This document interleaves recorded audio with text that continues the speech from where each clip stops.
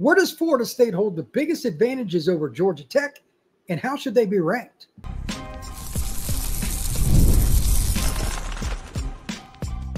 You are Locked On Seminoles, your daily podcast on the Florida State Seminoles. Part of the Locked On Podcast Network, your team every day. Welcome back into Locked On Seminoles for a second edition. Thank you for making this your first listen each and every day. Truly appreciate you stopping in to talk some Noles football with me. Today's show is brought to you by Ultimate College Football Head Coach. This is a brand new mobile game that is completely free. It has no ads and 100% playable, even if you're offline. Use the promo code LOCKEDONCFB. That's LOCKEDONCFB, all caps, inside the game store to receive a free boost to your program. Begin your coaching legacy today. Now I'm going to rank Florida State's advantages. This is my own opinion.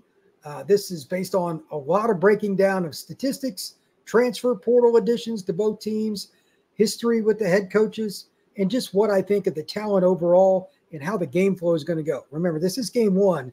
So if I did this and it was game 8, it would probably be different. So keep that in mind. I have a little surprise coming in here very quickly on this. So let's get started. Number 1 on the list will be last. I'm going to do a descending order. So here we go.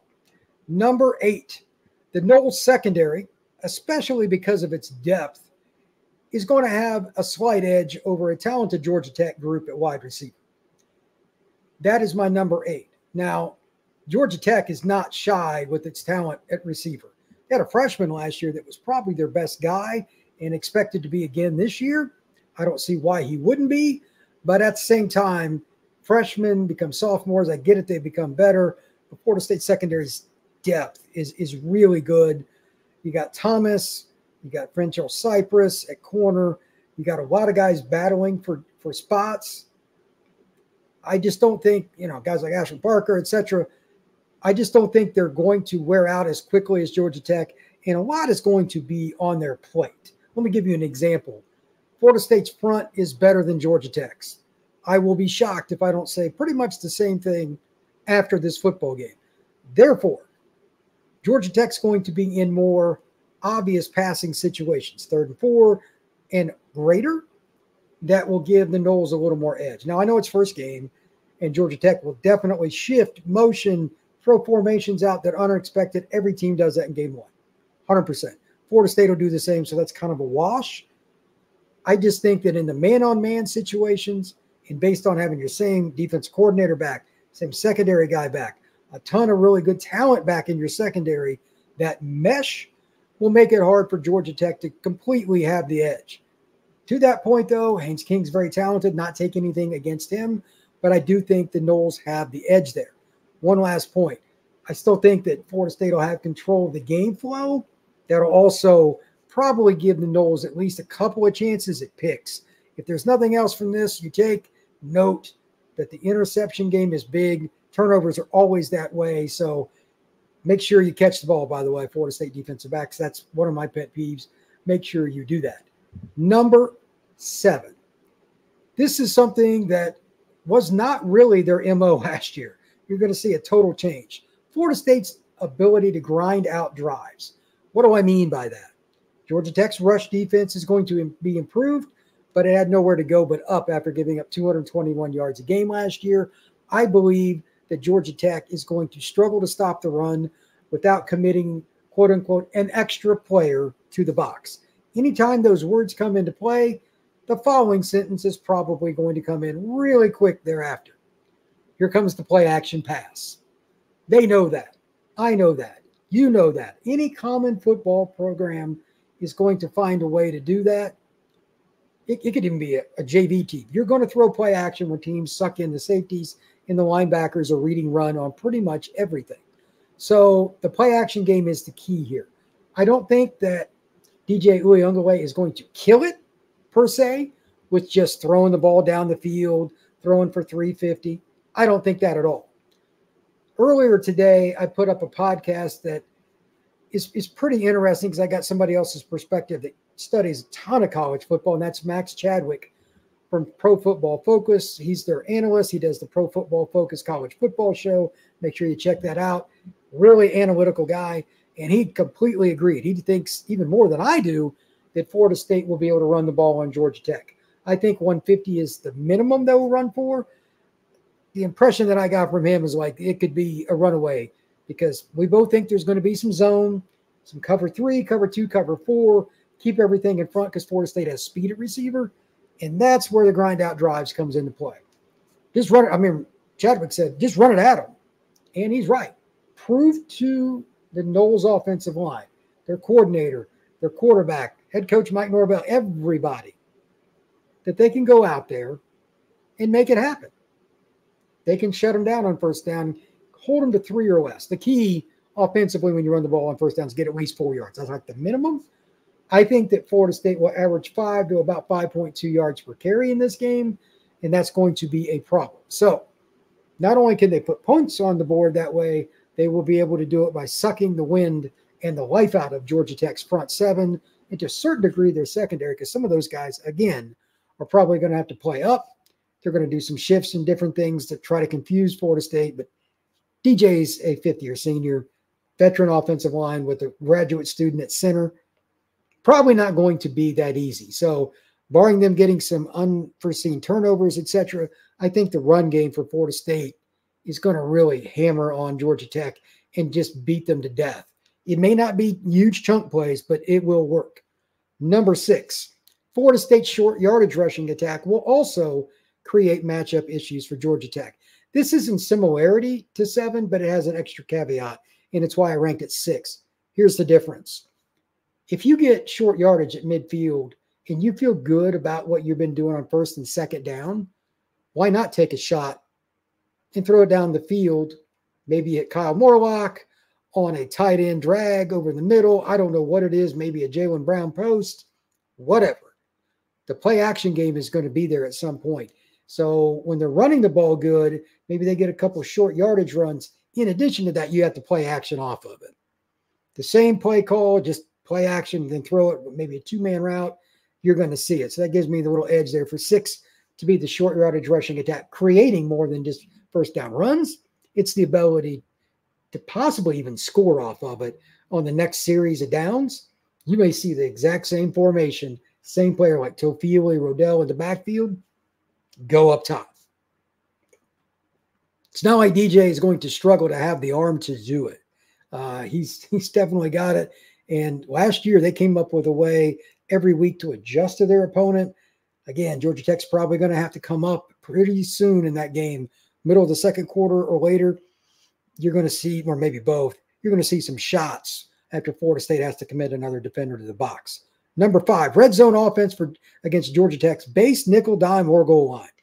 Look, this is similar, but I just think that with all the experience Florida State has, they will maximize. And they're in an advantage that I'll talk about here in a second with their special teams too. But I think in the red zone, they've got some new faces in Georgia Tech's defense. There's some pretty good players. One guy coming back on the D-line, all of that. But there's going to be some here we go again moments for Georgia Tech. The psychological game is why I ranked this higher than some of the other ones. I think Florida State will move the ball down the field, again, consistently taking and breaking the will of Georgia Tech, and that's going to be a problem. Prove me wrong on that, but I think Georgia Tech will probably give up about a 75% ratio once Florida State's in the red zone of touchdown percentages given up. That's not good, and I'm not saying Florida State's going to just do it every drive because that's not the case. Game 1's harder to do that, but Florida State will bang out a couple of drives in the 65, 70-yard range where it's 3 plays first down, 2 plays first down, 3 plays, and then a 4th yard, short yardage run and a first down. Just consistently beating on them, short passes, runs to really good running backs, and putting themselves in really advantageous situations. That will take away your psyche quicker than about anything as a defensive player. Plus, once you're down in the red zone and you've already won against like 12 plays for Florida State, you're going to be sucking some wind too. It is harder from a cardio standpoint to play defense than it is to play offense. Advantage Florida State. So that's something else to think about. Coming up next, we're going to continue on with the countdown here at Locked On Seminoles. Have you downloaded the Ibotta app yet? It's the free app that allows you to earn cash back on a lot of different items in many different categories. Groceries. You can go get beauty supplies. You could get toys. You could go to the place you want to get all your stuff for your car. You want to get parts for something that you're doing at a hobby shop. There's a way you can do it in many different ways with the Ibotta app. Other apps give you points and don't amount to much. With Ibotta, you earn cash back that you can withdraw to your bank account, PayPal, or gift cards. Simply add up the offers in the App Store, upload your receipt, and voila, the money is yours. You can save on 2,400 brands and shop at over 1,000 retailers with Ibotta. So right now, Ibotta is offering our listeners $5 off for just trying it. Use the code LOCKEDONCollege when you register. Just go to the App Store or Google Play Store, download the free Ibotta app to start earning cash back. Locked On College is the keyword. That's IBOTTA in the Google Play or App Store, and use code Locked On College.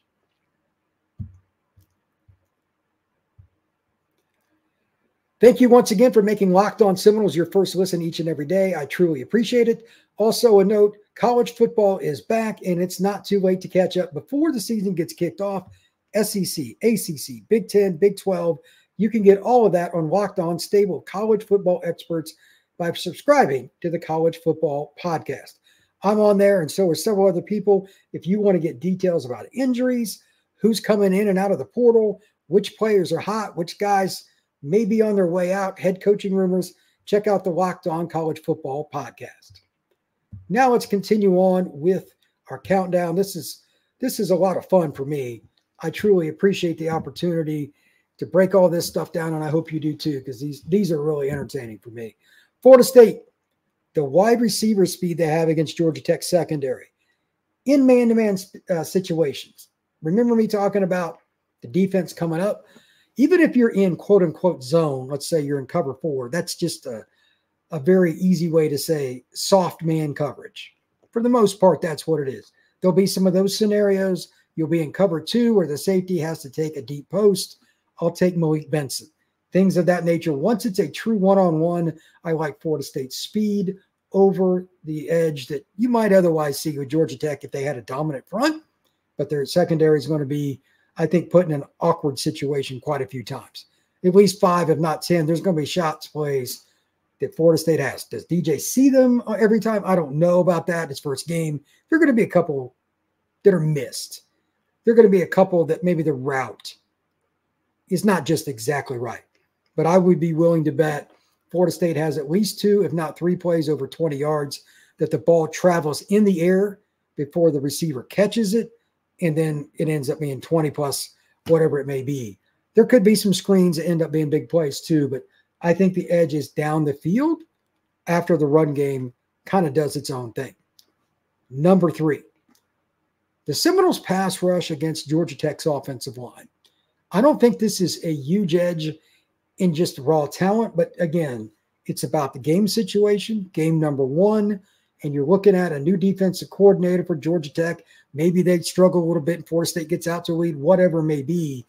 At some point, I think Florida State will get up double digits, and that's when this point really can take hold. They might do a pretty good job in the first half, and I think they will. I just don't think that once Georgia Tech is behind, and I expect them to be losing from pretty much halftime on, that their O-line will consistently stay in front of all the pass rushers that Florida State has. And that includes guys coming off the edge, defensive tackles, linebacker blitzes. The most famous play last year for Florida State, in my opinion, is DeLoach getting the sack at Clemson, fumble, scoop, score. So the Noles have a lot of different ways to get after Georgia Tech, and I think their offensive line's pretty good. I just don't think that they're, again, going to be able to handle the depth in the gameplay, meaning down and distance situation and playing from behind. That changes your play calling as the ball game rolls along. That's very important, and it also kind of leads to something in terms of field position. Think about this. If you're backed up in your own end, it's, say the Noles are up 24-14 mid-third quarter. It's 3rd and 7. Are you going to give the green light to Haynes King just automatically to throw and scan the field after throwing 16 picks last year? Some of those things come into play, and then you add in Okay, we know that Florida State's got some pass rushers. Patrick Payton, personally, is my pick to be ACC Defensive Player of the Year. I think they know that. It's going to be hard to keep Florida State out of that situation where they're just coming after them. Even with just 4, if you know that the other team's likely to pass 3rd and 11, 3rd and 10, it's going to be hard.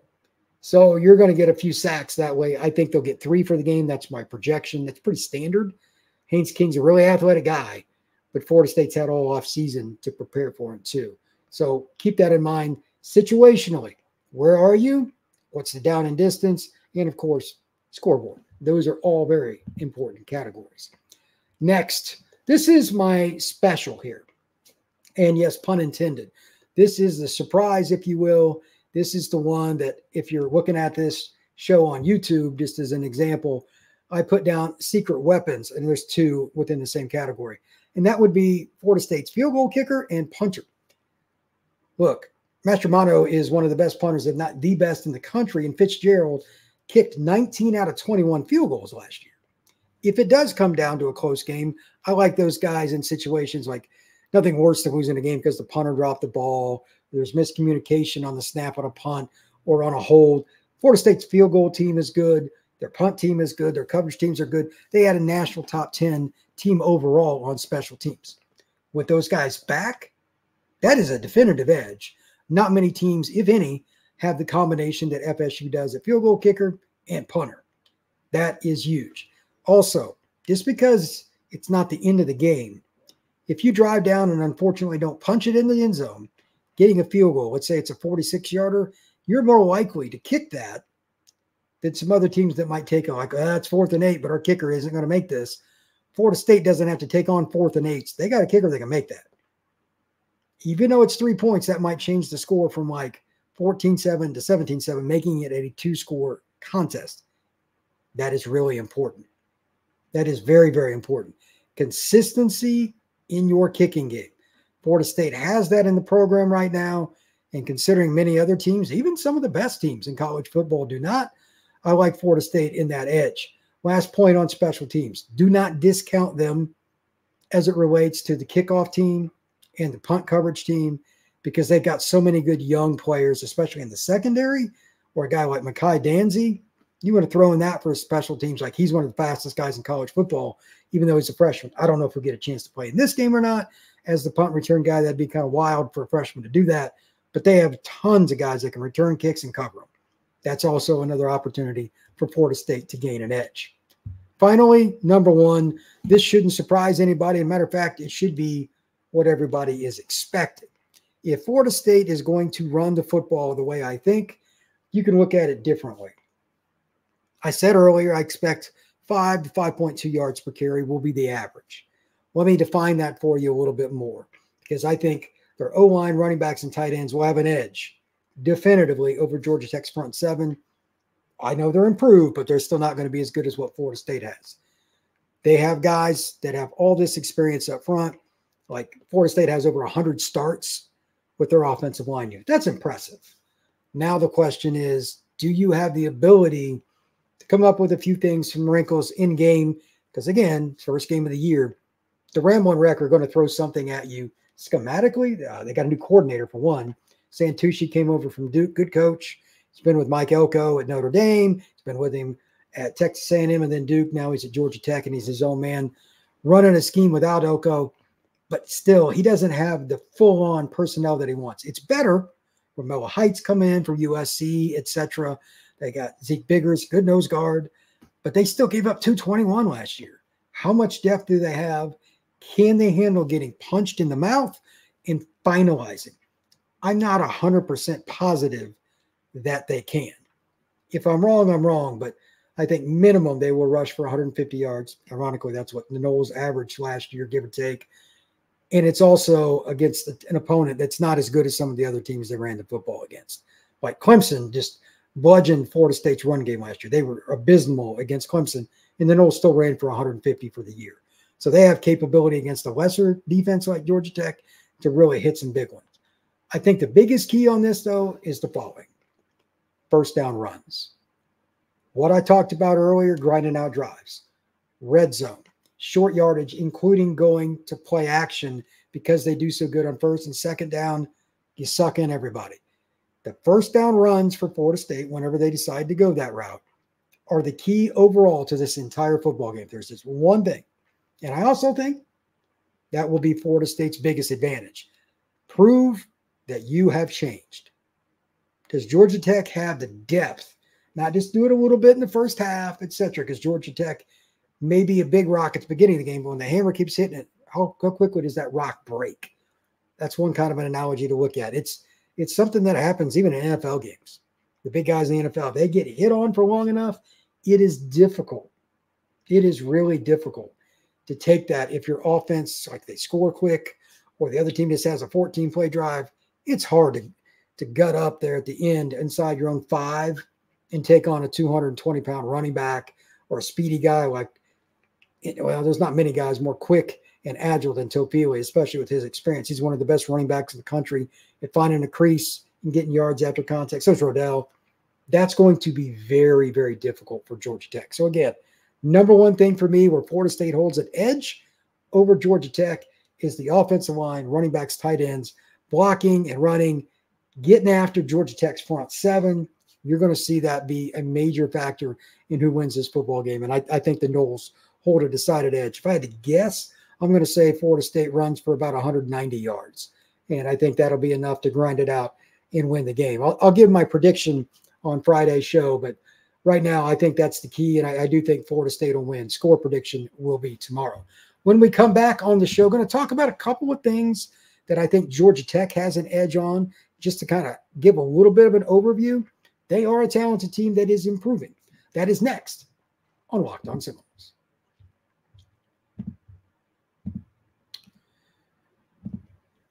Hey, Locked On college football fans and Nole fans. I want to take a moment to give you a heads up on a brand new mobile game that I think you're going to like. Ultimate College Football Head Coach. This amazing game is a simulation you get to step into the shoes of being a head coach. Lead your college football program to glory. Can you imagine actually being the head coach of the Florida State Seminoles? From recruiting players and hiring coaching staffs to overseeing training camps and handling school scholarships, you control all the details of your program. And here's what's really cool about the game. You are responsible for calling offensive plays during the games. Your strategy will not only determine the success of the football season, but will shape the future and legacy of your program. Ultimate College Head Football Coach is completely free, no ads, and 100% playable offline. You can play on the go, and you can also do it wherever you want. Of course, we have a special offer for Locked On Florida State fans. Use the promo code LOCKEDONCFB, all caps, inside the game store to receive a free boost to your program. Download the game. Just visit ultimate-cfb.com or look it up on the App Store. Ultimate College Football Head Coach. Begin your coaching legacy today.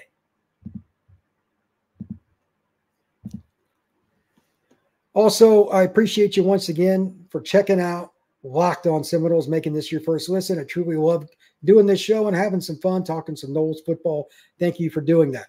Also, make sure that you check out Locked On College Football Podcast, NIL, all the never-ending changing situations with conference realignment, especially the Noles with the ACC stuff going on. Spencer McLaughlin gets you ready for an exciting season on the gridiron. You can find the link in the Locked On College Football in the description, so you don't need to go looking for it. Part of the Locked On Podcast Network, your team each and every day.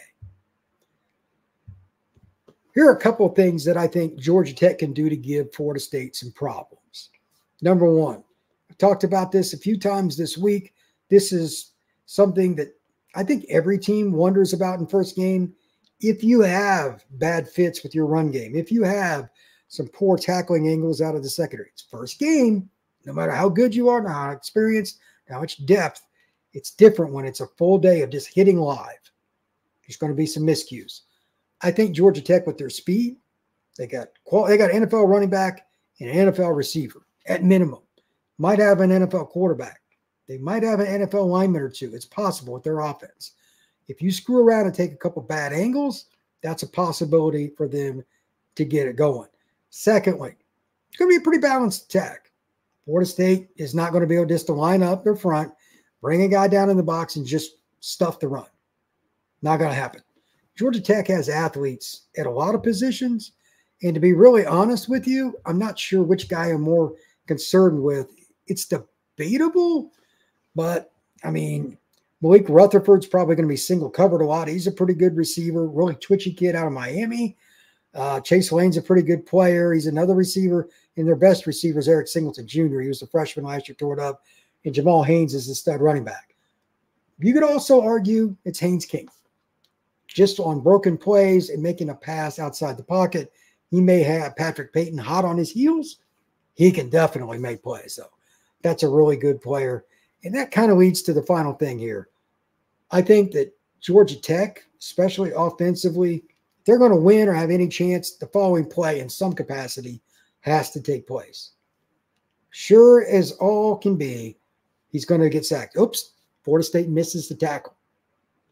Then he takes off down the sideline, cruises for 40 or 50 yards, flips the field. A few plays later, Georgia Tech scores.